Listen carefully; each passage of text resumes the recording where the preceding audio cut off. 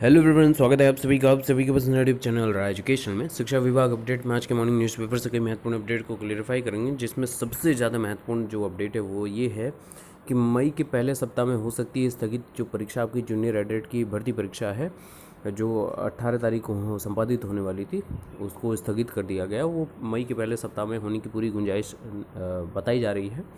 लखनऊ में आज रात से कर्फ्यू लॉकडाउन की बात कही जा रही है। कई प्रदेशों में संपूर्ण लॉकडाउन 18 तारीख तक कर दिया गया है, 18 अप्रैल तक। तो इस पर बातचीत करेंगे। और शिक्षक हैरान है, पढ़ाने के अलावा कर रहे हैं कई और काम हैं, कुछ और इंपॉर्टेंट अपडेट को क्लियरिफाई करेंगे। चलिए फटाफट वीडियो शुरू करते हैं। बात इसी न्यूज़ से प्रारंभ करते हैं। मई के पहले सप्ताह में हो सकती है स्थगित परीक्षा, और ये संभावनाओं का दौर ही है। एडेड जूनियर हाई स्कूल में 18 से 54 पदों पर भर्ती का मामला है। चुनाव परिणाम व बोर्ड परीक्षा के बीच में कराने की तैयारी है। अशासकीय सहायता प्राप्त जूनियर हाई स्कूल में प्रधानाध्यापक और सहायक अध्यापकों के जो 1894 पद हैं, उसकी भर्ती के लिए जो परीक्षा स्थगित की है मई के पहले सप्ताह में हो सकती है। सरकार ने पंचायत चुनाव के कारण 18 अप्रैल को प्रस्तावित परीक्षा टाल दी है। सचिव परीक्षा प्राधिकारी अनिल भूषण चतुर्वेदी ने बुधवार को सभी मंडलीय संयुक्त शिक्षा निदेशकों और जिला विद्यालय निरीक्षकों को परीक्षा स्थगित किए जाने की सूचना भेज दी है।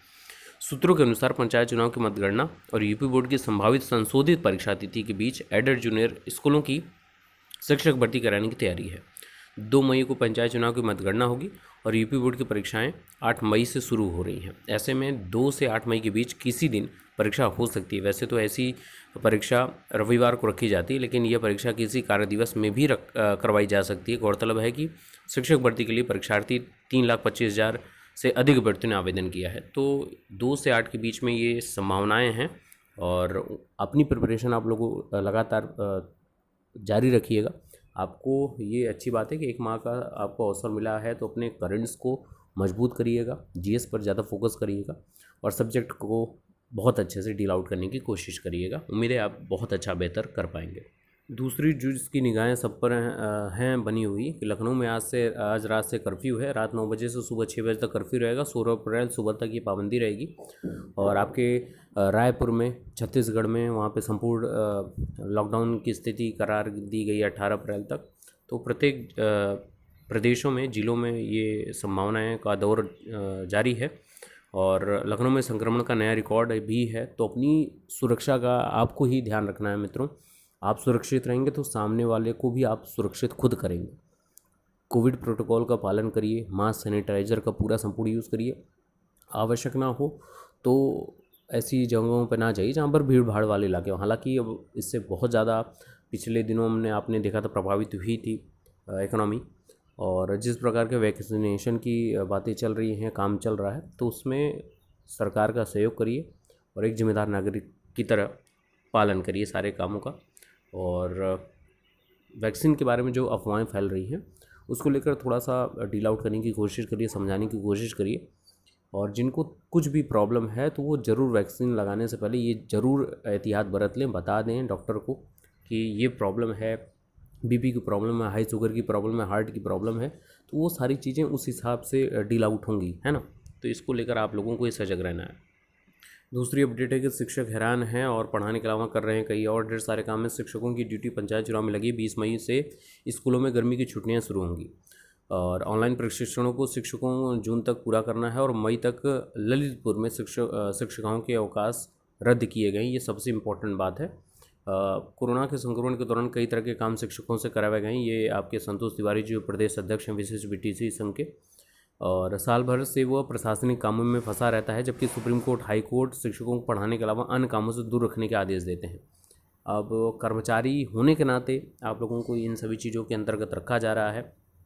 और ड्यूटी है, और स्कूल में ऑपरेशन कायाकल्प समेत नामांकन, गर्मी की छुट्टियां और फिर से ऑनलाइन प्रशिक्षण। विशेष शिक्षा के सरकारी स्कूलों के शिक्षक हैरान हैं कि वे इतना सब कुछ एक साथ कैसे करें। शिक्षकों को जून तक 16 ऑनलाइन प्रशिक्षण को भी पूरा करना है।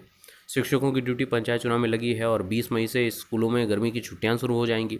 ज़्यादातर जिलों में अवकाश रद्द किए गए हैं। ललितपुर में तो शिक्षिकाओं के बाल अवकाश भी तत्काल प्रभाव से 30 मई तक रद्द कर दिए गए हैं, और वापस उनको ड्यूटी पर लौटने का आदेश दिया गया है।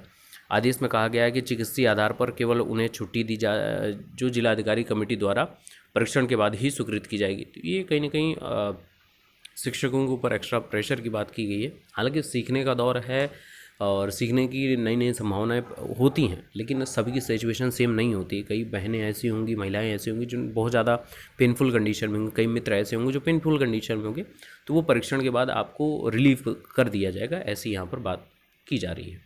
बात कर लें वहीं टीजीटी पीजीटी की, तो आवेदन में 4 दिन शेष, नहीं चल रही है वेबसाइट। सर्वर में गड़बड़ी के कारण टीजीटी प्रवक्ता के लिए आवेदन नहीं कर पा रहे हैं भर्ती।